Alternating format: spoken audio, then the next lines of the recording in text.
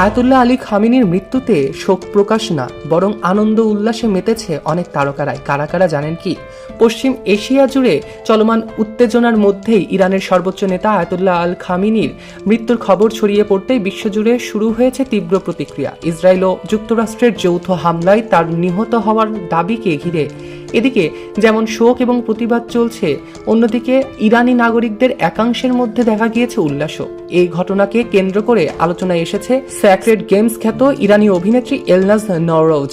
খামেনির মৃত্যুর খবর সামাজিক যোগাযোগ মাধ্যমে তিনি লিখেছেন, আমাদের জন্য এটি সবচেয়ে ভালো খবর। 47 বছর ধরে আমরা এই দিনের অপেক্ষায় ছিলাম। খামেনি এখন মৃত। ঈশ্বর সত্যিই মহান।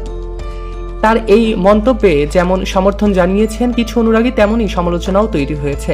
এদিকে বলিউডের পরিচিত মুখ মন্দানা করিমিও ইরান পরিস্থিতি নিয়ে ধারাবাহিকভাবে সামাজিক যোগাযোগ মাধ্যমে পোস্ট করে যাচ্ছেন। বিগ বসের সাবেক এই প্রতিযোগী একটি ভিডিও শেয়ার করে নিয়েছেন, যেখানে কিছু মানুষকে খামেনির মৃত্যুর খবর উদযাপন করতে দেখা যায়। সেই পোস্টে তিনি লিখেছেন, সংবাদ মাধ্যম খামেনির মৃত্যুর খবর নিশ্চিত করেছেন। ইরানের মানুষ এর চেয়ে খুশি আগে কখনো হয়নি।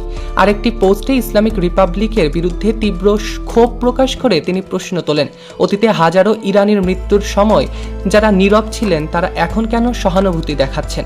অন্যদিকে স্পেশাল ওপস ও টাইগার জিন্দা হ্যার খ্যাত ইরানি অভিনেতা সাজ্জাদ দেলাফরোজও সামাজিক যোগাযোগ মাধ্যমে প্রতিক্রিয়া জানিয়ে লিখেছেন, আমরা এখন উড়ব। বিনোদন ডেস্ক, প্রতিধ্বনি নিউজ।